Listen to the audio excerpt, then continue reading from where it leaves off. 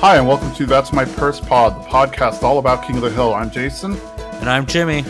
I find that there's not a lot of new... Well, I guess there's the Avatar movie, but there's not a lot of new movies coming out, like, around this time. I don't know if it's just the holidays and people are waiting for people to not be traveling or whatever, but, I find it's a perfect time since you're not going to go out or whatever, and there's no new episodes of anything playing.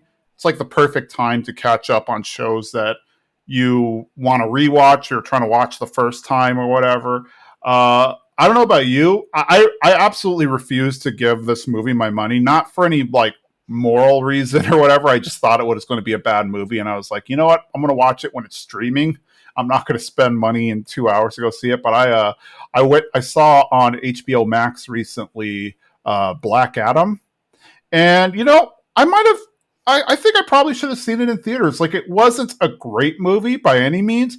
It's, I guess, what do they call it? A popcorn movie, where it's like, it's not a great movie. Like, you're not going to walk away and say, oh my gosh, they deserve Oscars for this or Golden Globes or whatever. But you're like, you can sit there for 2 hours. You enjoy it. You don't regret seeing it or anything. So, just a popcorn movie. And I thought it was pretty decent.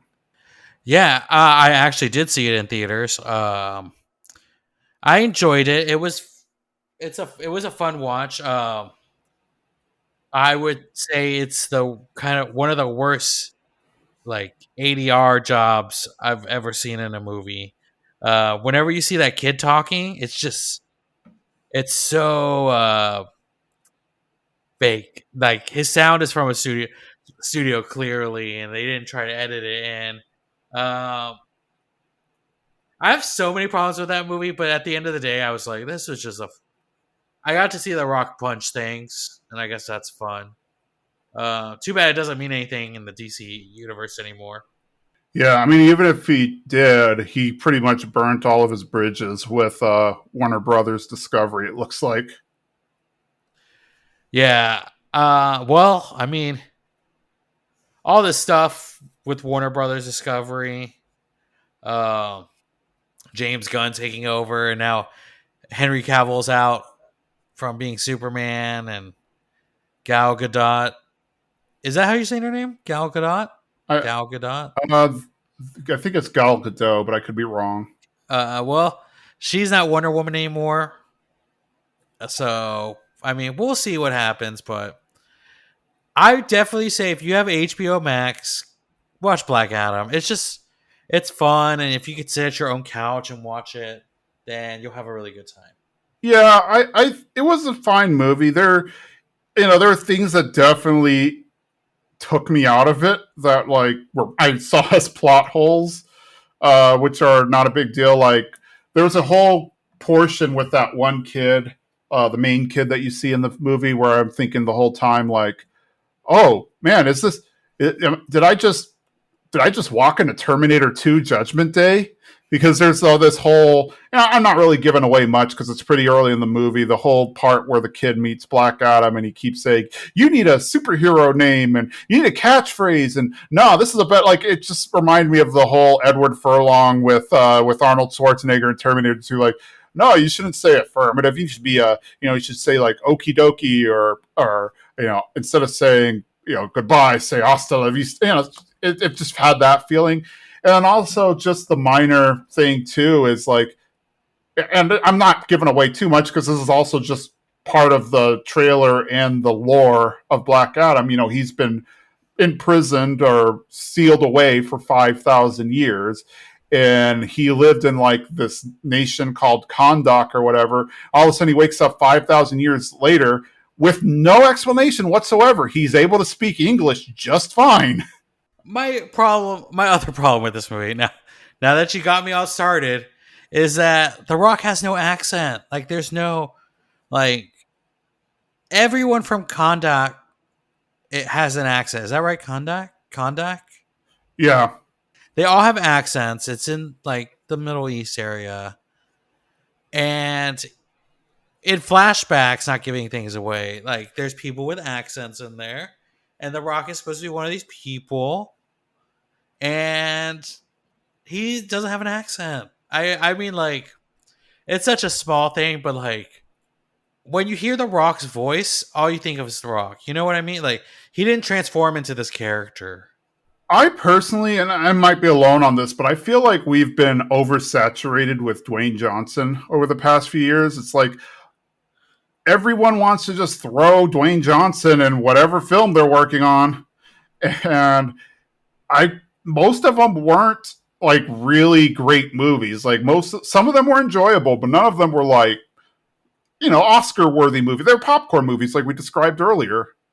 Yeah. I just think the problem is his movies are all the same movie. Like it's not like The Rock or Dwayne Johnson transforms into a new character or he gets lost in this role. Uh, it's all just him. Everything is just it's him doing himself.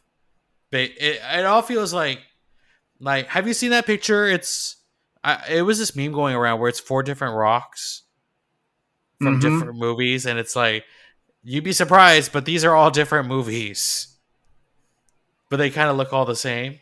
Yeah, now that you mention it, he does play. It's like it's action movie, but like he either's like serious action, but not like serious action. In the sense that it's I don't know, it's still unbelievable action, like the skyscraper that's on fire, or the 10-point earthquake, and all this random stuff, or a giant ape or he's teaming up with a giant ape to fight a lizard and a wolf in the city, and all of his action films are either just weird action or action comedies. It's like it's we're just over. We are over. The market is just flooded with Dwayne Johnson. Yeah, yeah, I really, yeah. I just, I think we got the peak of his ability, like what he can do, and I think we need a break. There needs to be kind of like a little rest from him. I don't think if you noticed, or maybe you did notice, but that Jennifer Lawrence realized that she was oversaturating the market, and then she took a break. Did you realize we had a break from Jennifer Lawrence for a while? I didn't, except for that. What was it? That hot water she got in like a week ago for that statement she made.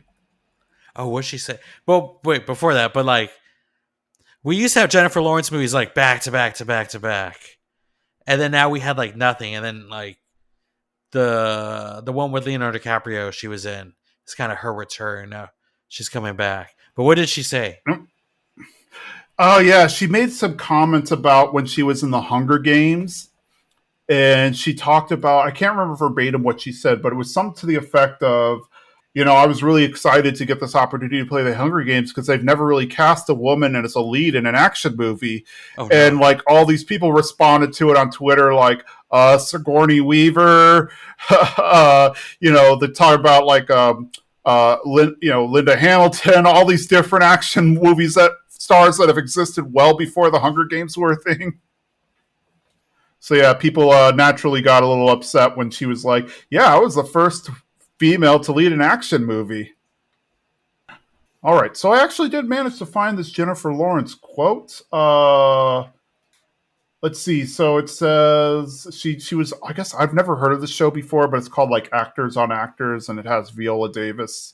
And she was being interviewed, and she said, "I remember when I was doing Hunger Games." Nobody had ever put a woman in the lead of an action movie because it wouldn't work, because we were told girls and boys can both identify with the male lead, but boys cannot identify with the female lead. I think I know what she's trying to say, that women leading action movies isn't common, but the way it came out sounded like I'm a ground, or what is it, like I'm a pioneer for ladies in action movies and stuff, where it's like, no, there have been plenty before you who arguably might have been better. Like her role in Hunger Games wasn't terrible by any means, but I would say like Sigourney Weaver in Alien, or Jamie Lee Curtis in Halloween, and or even Linda Hamilton in Terminator. Like there's way more examples of lead action women that are better than Katniss Everdeen. Yeah, what about Angelina Jolie and Tomb Raider? Yeah, Or gosh, what's her name? Was it Zhang Ji in Crouching Tiger, Hidden Dragon, or Michelle Yeoh? yeah, Okay, sorry, Jennifer Lawrence. We love you on the podcast, though. yeah. But you were definitely not the first woman to lead an action film. Mila Jovovich, or what's is it? Mila Jovovich in Resident Evil? Yeah, All like all the yeah. yeah. Okay, well, It's all right, I guess it is. I mean, it was probably just a flub that she said, like she maybe didn't get her words right, but it did put her in hot water. oh my gosh. Speaking back about, I just wait before we. Sorry, I just found an article of 100 100 years before Jennifer Lawrence female action movie star article. She must this must have made a buzz. And she said this to Viola Davis. yes, Okay, I might have to go and find that. yeah. So I don't know. We might not see her for a while. Who knows?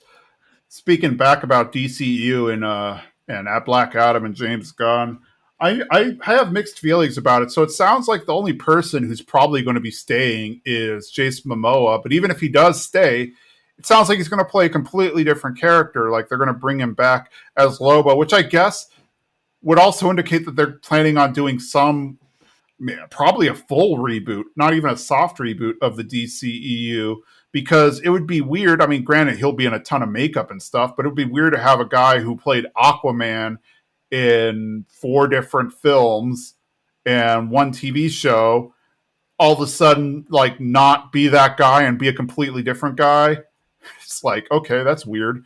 I don't know. I think James Gunn, like the DCEU has been super hit or miss over the past few years. The most successful DC films I can think of in the past few years weren't even in the DCEU. Like Joker, won an Oscar and everything and made $1 billion. The Batman, but in terms of DCU films, like most of them have been like either since Wonder Woman anyway, most of them have either been all right or terrible. Hmm. Yeah, I gotta think. The first Wonder Woman movie is such a great movie. I could rewatch that. Um, the first the Aquaman, it's okay. Like I've seen it a couple times. Mm-hmm. It's not like something I'm like I have to go back and watch that. Like I never get the urge to like go back and revisit that. Um, and I guess now I don't even watch all of Wonder Woman anymore. I just watch that scene where she Mm-hmm. crosses the line, in the battlefield scene, and they're shooting all the bullets at her in the first Wonder Woman.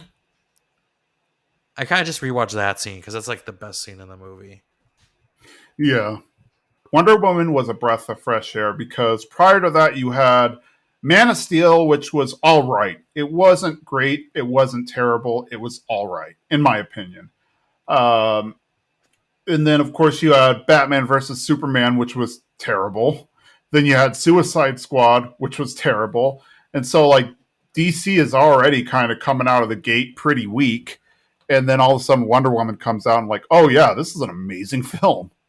Well, you forget you got to call it the Academy Award winning Suicide Squad movie because it is Academy Award winner for best hair and makeup.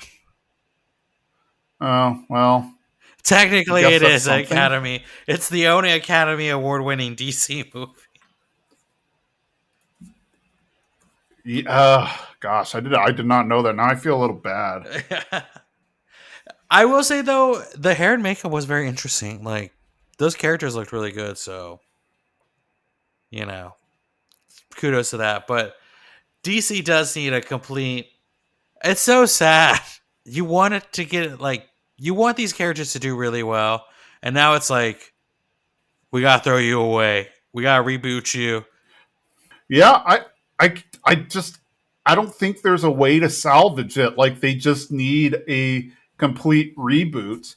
Then it also begs the question about other things. So like supposedly they're just going to whatever films they have on slate now they're going to release and that's going to be it. So like what Shazam, Fury of the Gods, Flash, the Aquaman sequel, and I think there's isn't there a Blue Beetle film or wait that's maybe I'm thinking of something else.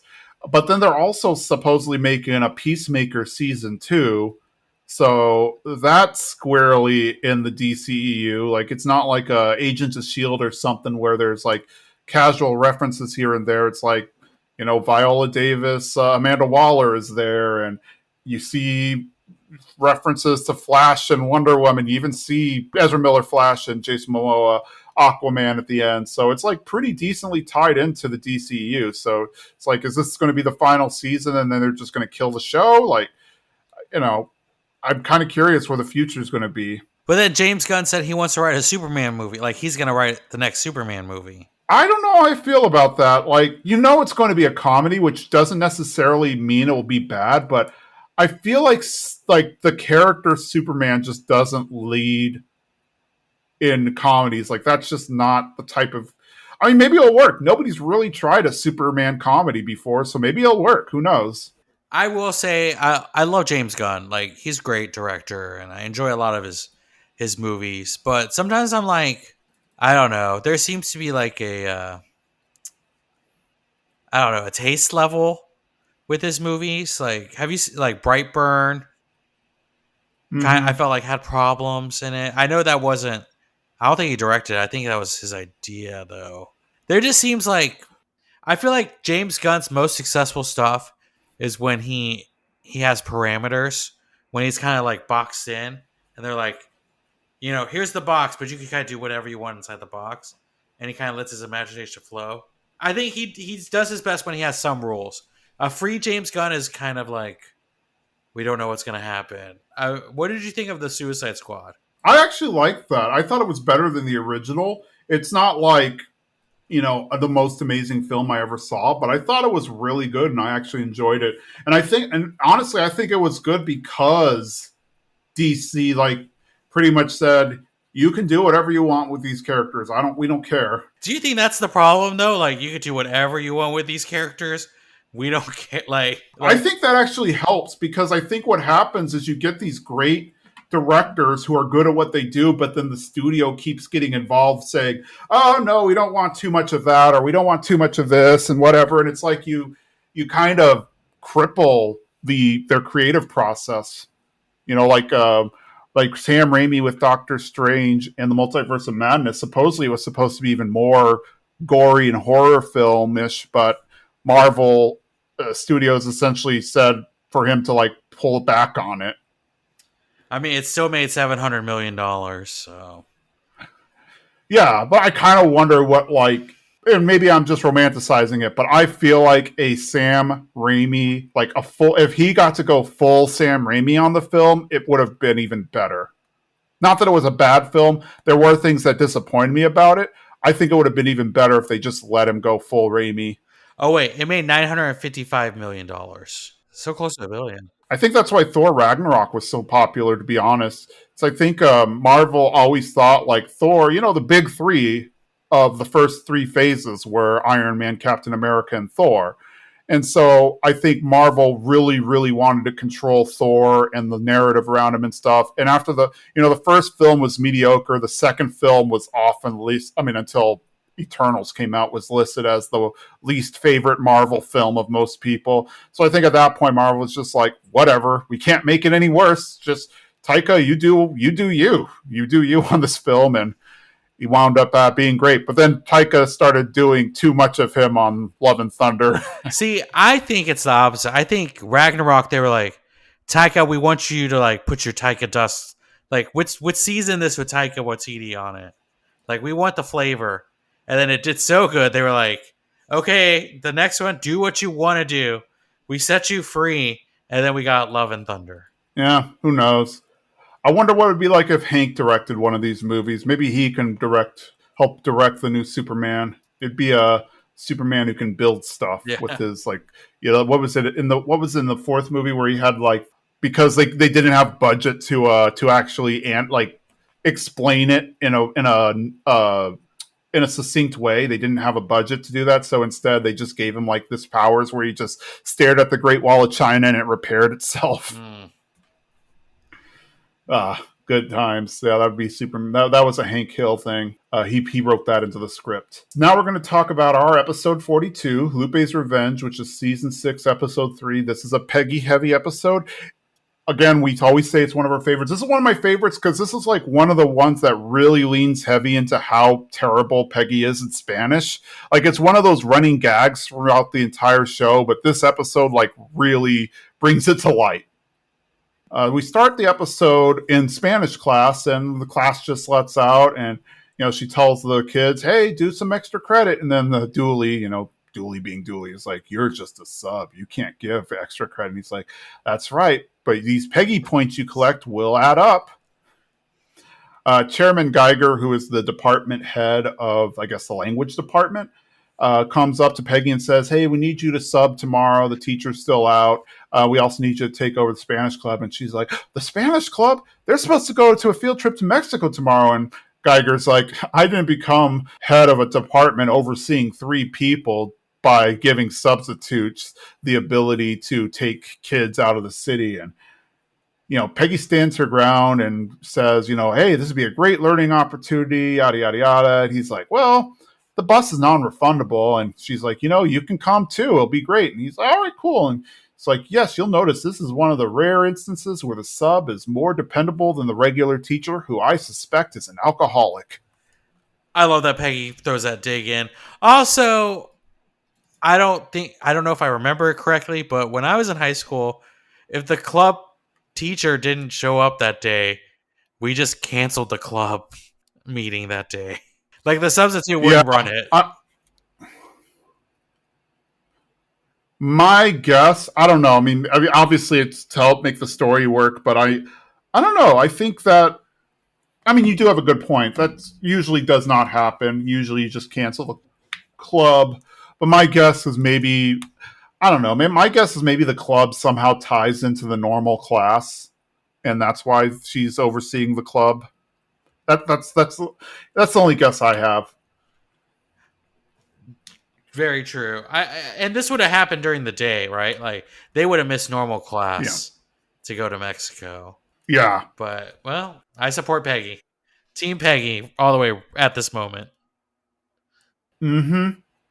At the house, they're, I guess, celebrating Taco Tuesday because this is one of the few times I think we've ever seen them making tacos for dinner. With like just making tacos, like it's not part of Cinco de Mayo or something like that. It's their normal dinner.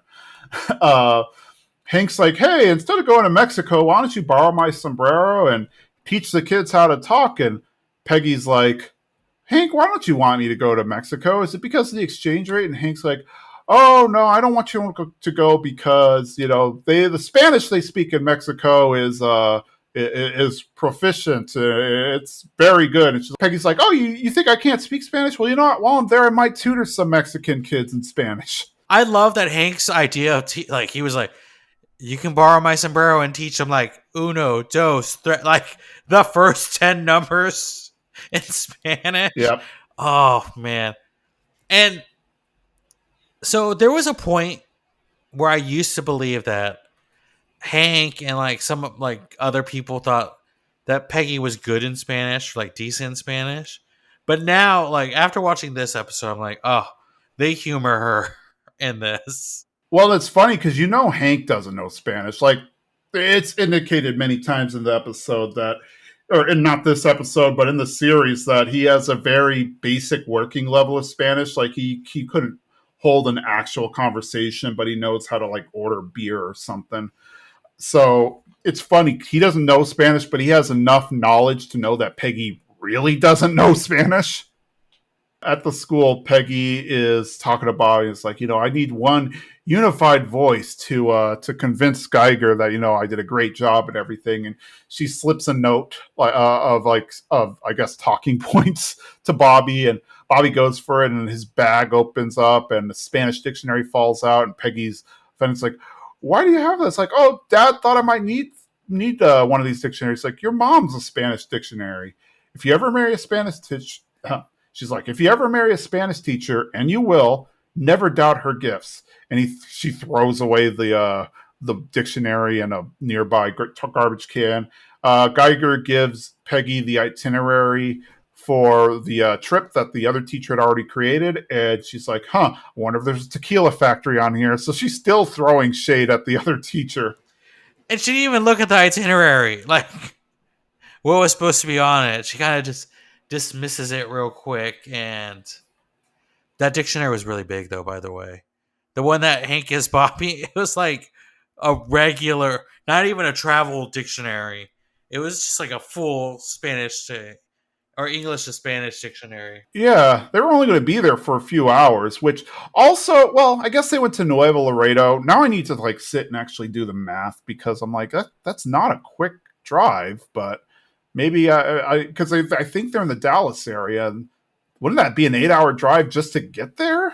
Yeah, because it takes them about like 2 hours or ish to get to Dallas. Yeah.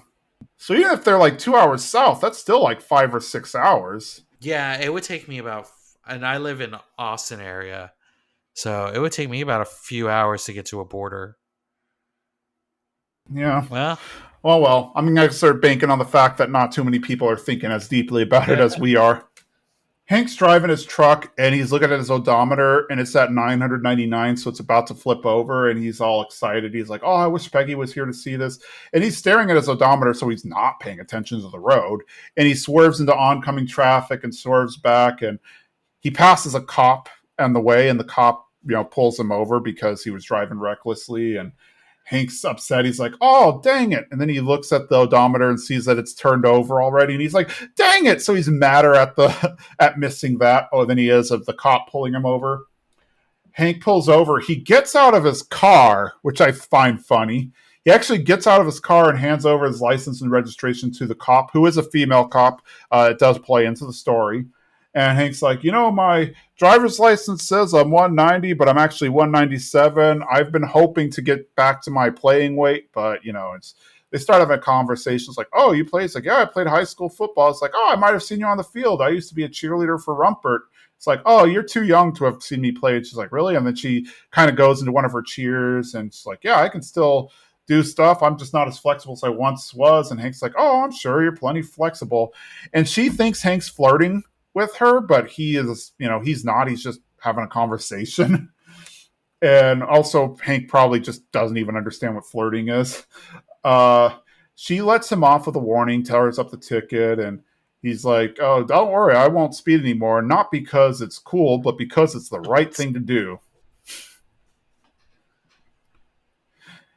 It is kind of funny because, like, from our perspective, it's clear that the cop is into Hank, but he's just oblivious and doesn't realize that there's flirting going on. He just thinks, "Oh, we're having a normal conversation." so Hank is worried about the weight, right, on his driver's license. Like that's Yeah. why he was freaking out. No, he notices it. Like, I think he was freaking out because he doesn't want to be pulled over. Nobody wants to be pulled over. And then I think in his way, because like obvious in real life, the cop wouldn't care. Like, "Hey, your license says you're 190, but really you're 200 pounds. This is illegal." Like, but in Hank's mindset, it's like, "Oh man, this is an official document and it's not accurate, so I must let the cop know."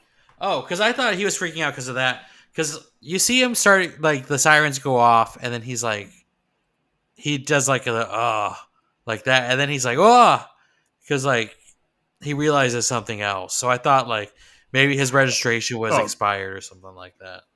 no, the second one was that he was upset because he missed the odometer turning Ah, okay, over. I missed that then.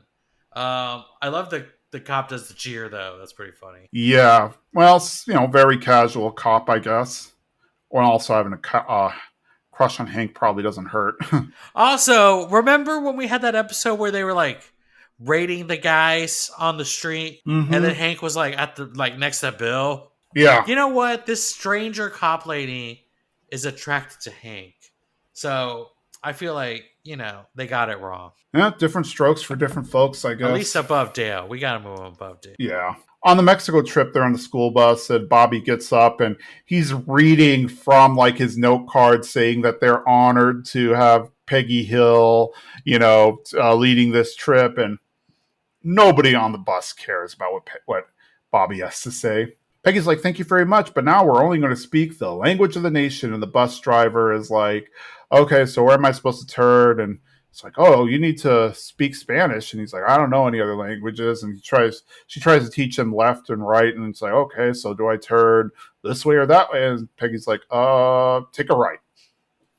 In the alley, they're talking, and about the cop, and Hank's like, yeah, so this cop was a cheerleader at Rumpert, and it's like, wait, I thought you said it was a cop, and he's like, oh, it's one of those lady cops, and he's like, oh, must have been embarrassing to take a beating from a lady cop. He's like, there was no beating. We talked football, and then she ripped up the ticket, and that was it. And then they're like, oh, this is a love story, and you were flirting, and he's like, I was not flirting. I didn't even mention that I worked at propane. And Bill's like, did you mention you have a wife? And he's like, no. Let's join Peggy back in Mexico. Back in Mexico, they are lost and nowhere near the museum that they were supposed to go to. I think it's one of those things where Peggy's trying to save face, and she's like, "Oh, I want my students to see the real Mexico. You know, this is Peggy Hill. This is a Peggy Hill field trip."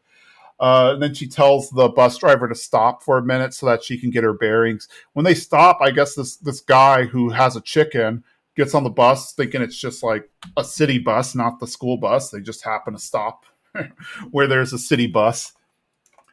And he gets on, and they're like, "Oh, well, here we go. We'll just follow him and see the day in the life of an average Mexican." And they talk to him, and it's like, "Where are you going?" He's like, "Oh, he's in Spanish. He says he's going to his carniceria, which is butcher shop."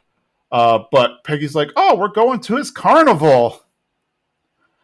They go to the place, and they get off, and it's a small, like dingy little butcher shop, and with live animals and cages and stuff. And Peggy's like, "Oh, this is a petting zoo," and they take all the animals out of the cage, and like one animal's riding on a pig, and she's giving chickens to them, and all of a sudden the guy comes out, and he's really upset, and uh, he gets ready to kill a chicken, but Peggy's like, "Oh, he's inviting us to see a show," and they go up, and he cuts off the head of the chicken, and all the kids are like terrorized, and Peggy's like, "Oh, this is my favorite Mexican magic trick, and I am the lovely assistant, and I'll help him complete it." And she gets like in front and kind of blocks the view, and she removes the chicken from underneath the sheet and grabs the chicken from the cage. She's like, and voila, the chicken's back alive, and all the kids are happy and applauding, and then he proceeds to chop off the other chicken's head. I don't know. I don't know how to describe it, but like Peggy just walks in and just like starts handing out these chickens. No one's questioning it.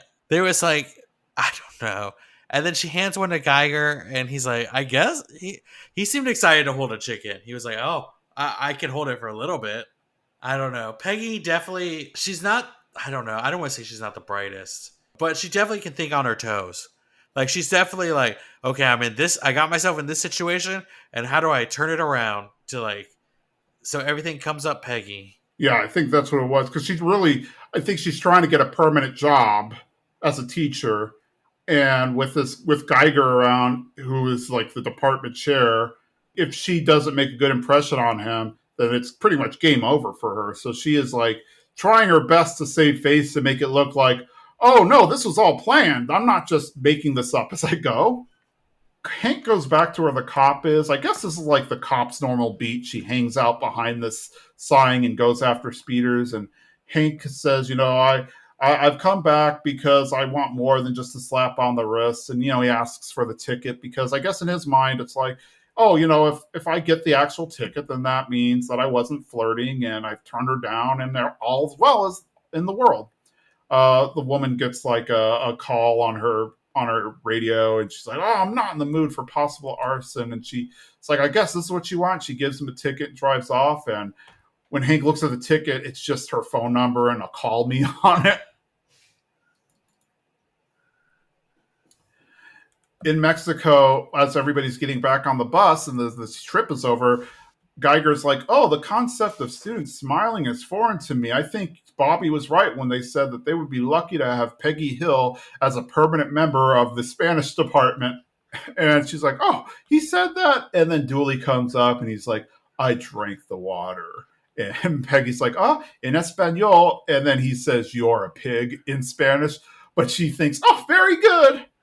There's a little girl selling chiclets. Peggy thinks it's one of the students, and she's like, "Yo vivo in Mexico." And he's like, "Yes, yes, we all love Mexico, but it's time to go home." And puts her in the bus and drives away. They get back to the school. All the kids are going back into their, getting in their cars, being taken by their parents. And then Peggy and Bobby realize that this girl stares like, "Great, first she wouldn't get on the bus, and now she won't go home.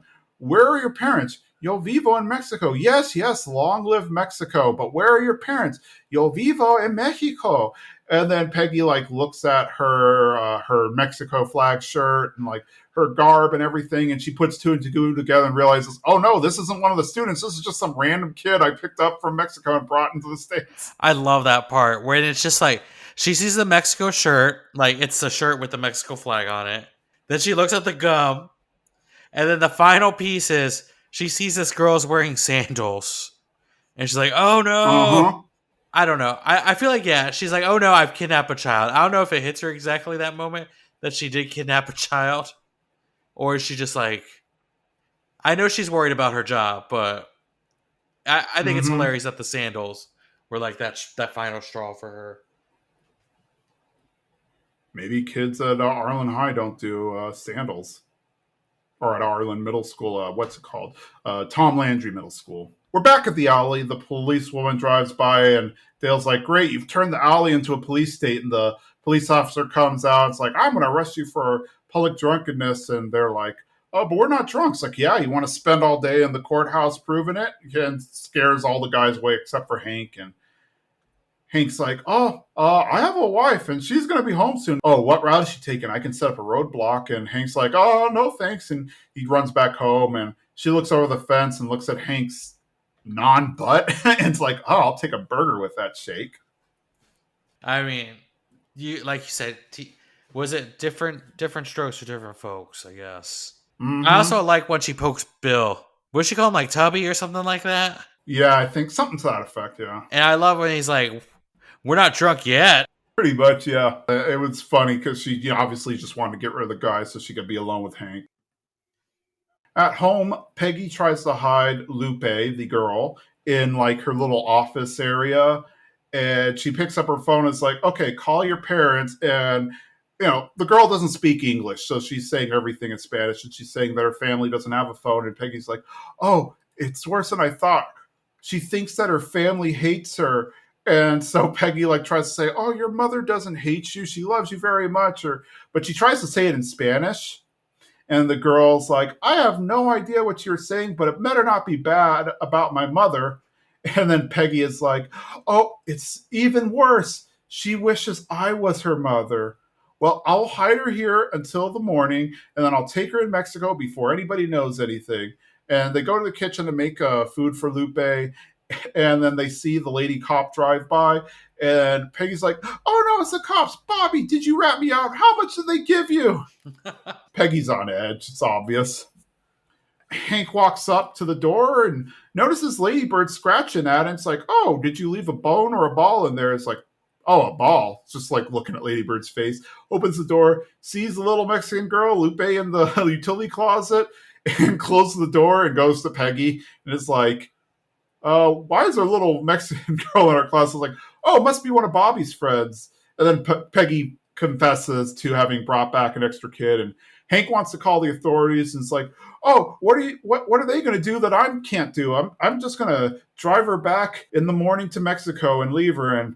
And Hank's like, "I think you're in over your head." And Peggy's like, "I brought her over the border without even trying. What do you think I could do with when I put my mind to it?" Oh man, I feel for Peggy. Like I mean, I don't know. I think she would have been in way less trouble had she just like owned up to it and said, "Look, an extra kid got into our bus. We need to take her back to Mexico or whatever." Okay, do you think Peggy?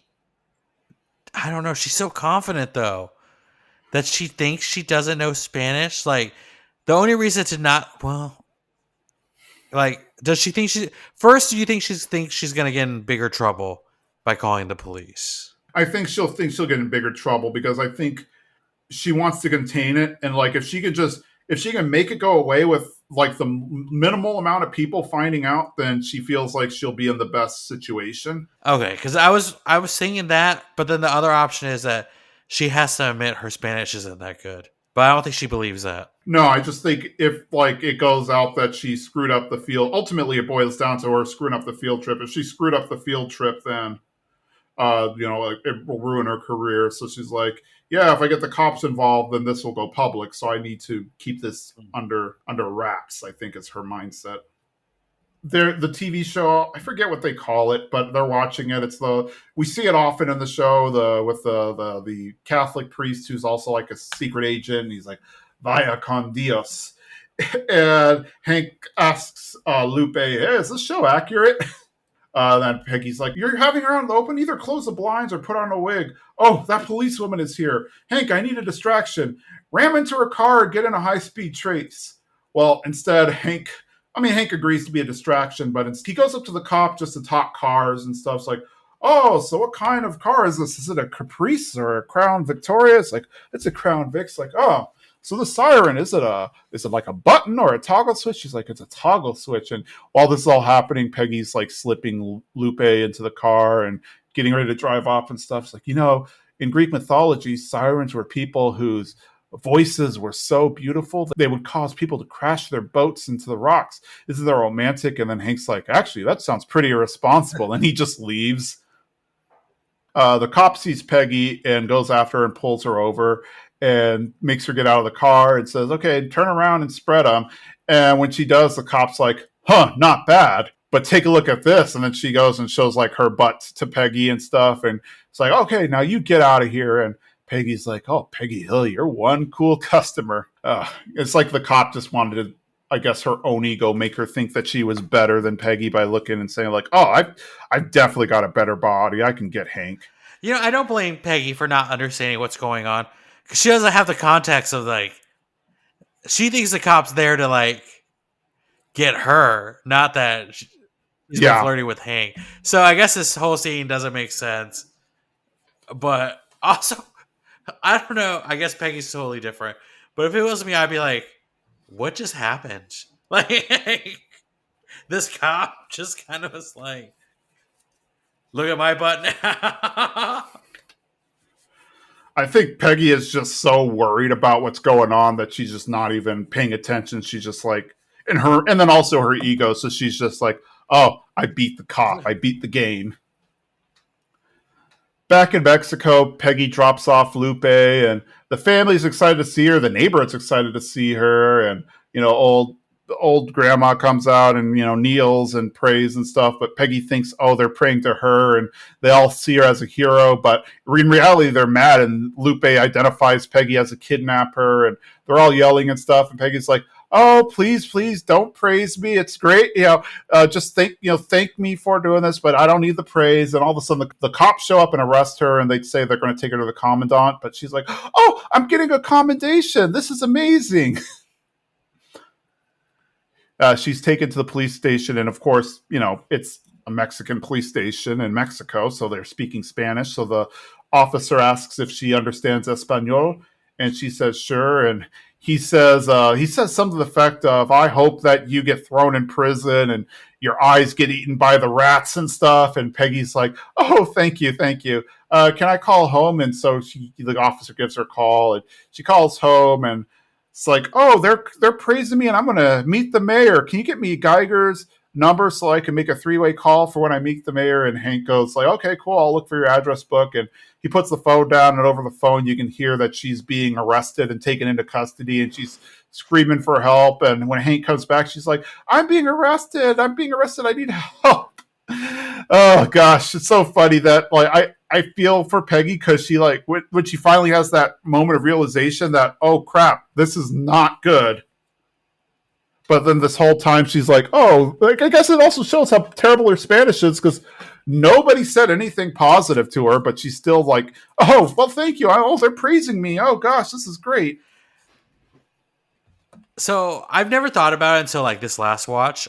Uh, how aggravated do you think that the Mexico police officer is? Like, he's like telling her these things. You're telling this person these things, and then her response is like, "Aha, thank you," or like, just like this gratitude face where you're like, "You're going to jail," or like, "You're gonna be arrested," and I hope that rats eat out your eyes. And she's just like, "Thank you." He must be so angry.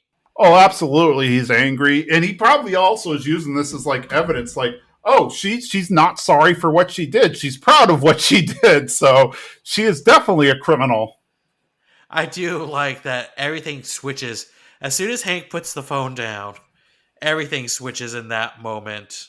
Yeah, I think once she saw the police starting to arrest her, that's when she had the realization that something was not right. But yeah, so Hank's coming to the rescue. So he drives, he's speeding, he passes by that sign where the cop is hanging out, and cop pulls him over, and he's like, "Oh, great!" He's like, he pulls over, and he's like, "Yes, I know I was speeding. Just give me a ticket." And he's like, "I need to go save my wife."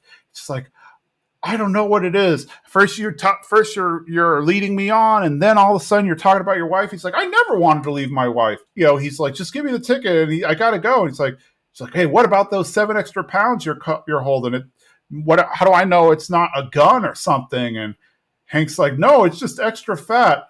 He's like, well, I'm gonna have to frisk you. And he's like, I do not feel comfortable with that. And she's like, okay, well, then I'll have to take you in. And so Hank reluctantly agrees to be frisked, and he sings those "Say You Can See" to like kind of, I guess, take his mind off of it as she's being touched by the woman. And she even like at first the frisking is, I guess, semi-professional or whatever, but then she just like grabs his butt, so it's clear that it's not.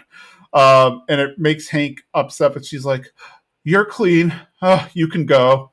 And Hank gets in the car and he's like, oh, I feel so dirty, but then she feels sad. I mean, was it ever professional, this frisking? No. I don't know. I feel so bad for Hank. I mean, it's funny because like that's enough for her to get a sexual harassment claim against her. But at the same time, I honestly don't think Hank would bring it up because he wouldn't want to be the guy who complained about being sexually harassed by a cop. So he'd probably just let it go. Though, I mean, I get, it's not a great situation what she did, but in the scheme of things, Hank's got to get to Mexico real quickly. So Uh-huh. I don't even think she wrote him a ticket. Nope. So I guess this is like the best outcome he could have had for this situation. And you know what? It's all like said and done, and I don't think we ever encounter her again. So maybe she did get disciplined. Yeah. Maybe like she got fired from the force. We never see her again, so we don't know what happens. Hmm. Yeah. I guess she. I think she is a one-off a character. She shows up in the background of another episode or something, but I don't. I think you're right. We don't see her ever again. So we're at the Mexican courthouse, and they're starting to have a evidentiary hearing to see if there's enough evidence to go to trial. Peggy has what I assume is a court-appointed lawyer, and this is, man, super fast. How quickly this is all happening. But anyway, they're like, oh, if they decide that there's going to be a trial, you'll be held in a Mexican prison anywhere from 1.5 to 6 years. The lawyer's like, don't worry, I will show that this was all an accident. Hank shows up, and I guess you could think that it's kind of funny because I guess he doesn't see the Mexican court system as a real court system or whatever, because he's like, all right, Peggy, get your stuff. We're going. And the lawyer's like, oh, these charges are very serious, but don't worry. I have a plan. I'm going to tell the judge that your wife's Spanish is so bad, there is no way she could have ordered Lupe into the bus, much less kidnap her. Peggy is upset by this because she's like, if it goes into the Mexican record that I can't speak Spanish, it's going to ruin my career. Listen to me roll my R's. It's so perfect. It's funny because at the end of this, the lawyer, the prosecution is saying something, and then Peggy's like, see, he's saying that we all have to sit here while this guy buys a hat. Hank has an idea, a brilliant idea. He says, I agree with my wife. I think she can speak Spanish. In fact, you should put her on the stand. And the lawyer's like, what? Are you crazy? And he's like, so she can tell her story in her own words, her own Spanish words. And the lawyer's like, I see. So it's like, he goes up and he's like, okay, I want to call my witness to the stand. And he keeps calling Peggy Hill, and Peggy's not listening because she doesn't understand Spanish. And Hank's like, I think you should go up. It's like, you're right. If I don't go up, he's going to just keep talking forever. Peggy sits down and tells the story, and I transcribed it as best as I could. She says, I could tell you are a reasonable horse. I am very pregnant because of what happened to Lupe. She ate my bus accident, and all I wanted was to make Lupe a book. I have many good anuses ahead of me to spend in a cigar factory. So yeah, she pretty much proves on the stand that she cannot speak. Either she's an idiot or she can't speak Spanish. So ultimately, Peggy is told to rise. She's found not guilty, but again, she doesn't understand Spanish, so she's like, "Oh God, I'm going to jail." And then the lawyer's like, "Oh, no, you're not guilty." And she's like, "Oh, good." And she's like, "See, I told you, Hank. I had this all under control." And the episode ends. There's a lot of problems, like just I don't know with the episode, just the cop harassing Hank and Peggy kidnapping a child. But I love this ending so much. This when Peggy goes up on the stand and then she says like all that stuff, and you see all like the people in like Mm-hmm. the courthouse, like they're angry and then they're just like confused faces.